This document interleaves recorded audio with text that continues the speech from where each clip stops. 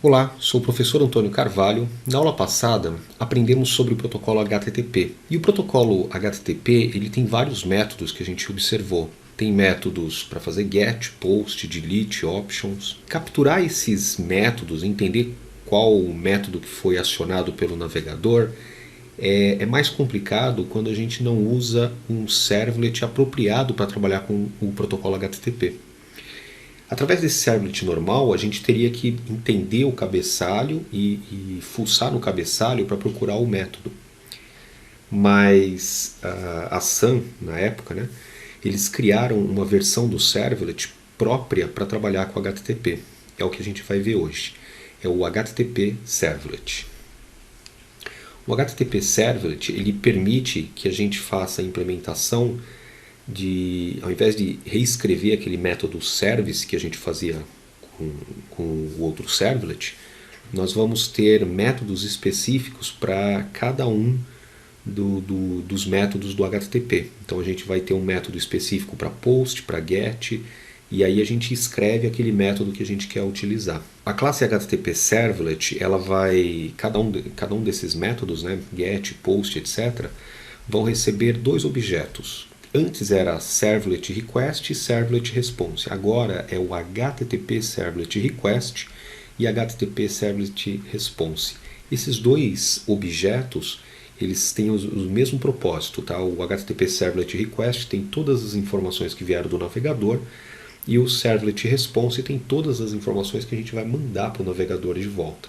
Só que ele é apropriado para trabalhar com HTTP. A hierarquia do HTTP Servlet é a seguinte. A gente primeiro fez lá, nos primeiros exercícios que a gente fez, foi implementar um servlet baseado na interface. Depois a gente criou um servlet usando essa classe Generic Servlet. Aí a gente não precisava reescrever muitos métodos. Na verdade a gente só precisava reescrever o método service, usando essa classe aqui.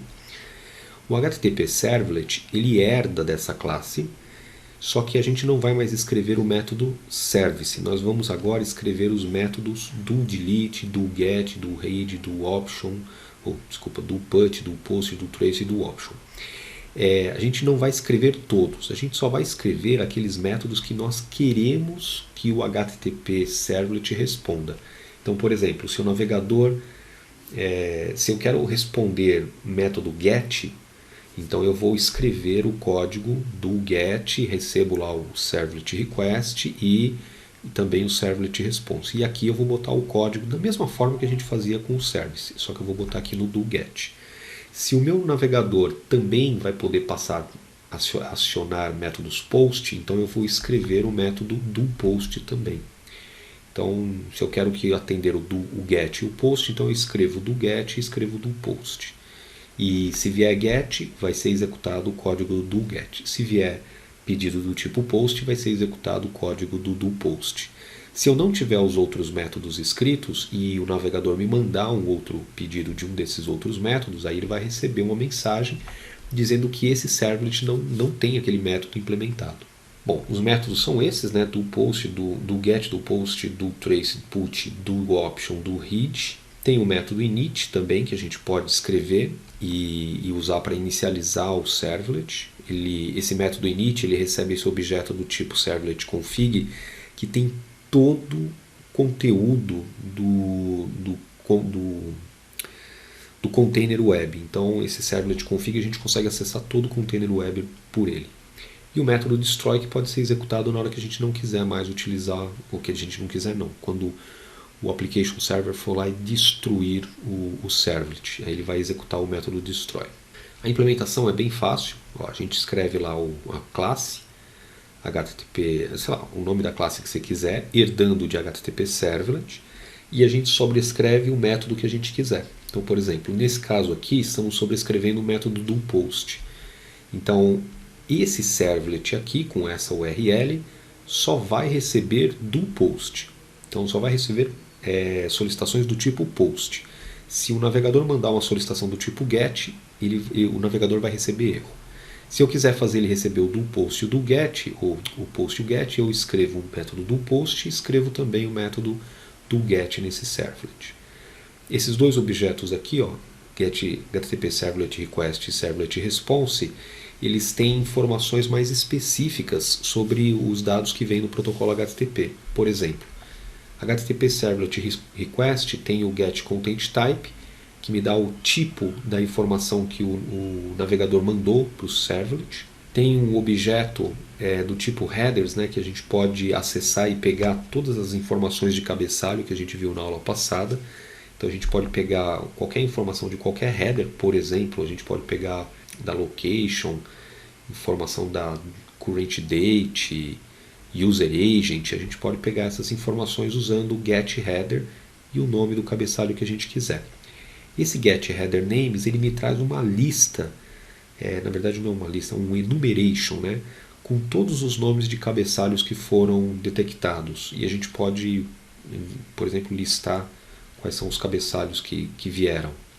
Atributos, a gente pode usar o getAttribute e tem uns 7 para request tem um set attribute também, que a gente pode colocar um objeto lá dentro. Isso aqui a gente vai ver na próxima aula, que é a aula referente à parte de escopos de memória. Parâmetros, os parâmetros a gente pega, que são aqueles parâmetros passados pelo navegador web, né? A gente tem getParameter, você passa o nome do parâmetro, ele te dá o valor daquele parâmetro. GetParameterNames, do mesmo jeito do getHeaderNames, ele te dá um enumeration com todos os parâmetros que foram mandados. Através do HTTP Servlet Request também a gente pode pegar um input stream e puxar todos os bytes que o navegador está mandando, ou podemos pegar um getHeader e puxar todos os caracteres. Aí depende do que a gente está recebendo. Se o navegador estiver mandando um arquivo anexado, por exemplo, então a gente puxaria pelo input stream. Se ele estiver mandando um texto, a gente puxa pelo getHeader, é melhor. Só que usa só um dos dois, não vai usar os dois. Tá? GetHeader para a gente puxar os elementos do cabeçalho. E para a gente poder gerar a resposta, a gente também pode colocar elementos no cabeçalho da resposta. E podemos pegar um objeto do tipo getWriter para poder mandar todos os bytes lá para todos os caracteres que a gente quiser na nossa resposta. Na hora que a gente está gerando a resposta, a gente também pode dar um setContentLength e dizer qual é o tamanho da resposta que nós estamos gerando. SetContentType, a gente pode usar tipo HTML barra text, text barra HTML, text barra CSS, application barra JSON, etc. Então a gente, através de um nome type, a gente diz qual é o tipo da resposta que nós estamos mandando para o navegador. SetStatus é o que aconteceu, se deu certo ou se não deu certo, né? Aqueles status que a gente viu, 200, 300, 400. Send redirect, a gente pode mandar um redirecionamento. Então a gente coloca lá send redirect, aí o que acontece? Aí o servlet vai mandar para o navegador falando assim, olha, o que você está procurando está em outro lugar. Aí o navegador vai fazer uma nova requisição para pedir essa informação no outro lugar. A gente usa isso aqui quando o servlet quer, depois de processar, a gente quer que o servlet peça para o navegador mostrar outra página. Então a gente pode usar o send redirect para isso. Aí você põe aqui o nome da página a ser mostrado. Com isso a gente conclui a parte teórica, né? Vamos fazer assim, vamos acessar o Eclipse agora e a gente cria um web servlet lá, usando agora o servlet do tipo HTTP. E aí a gente faz umas brincadeiras. Vejo vocês lá, até breve.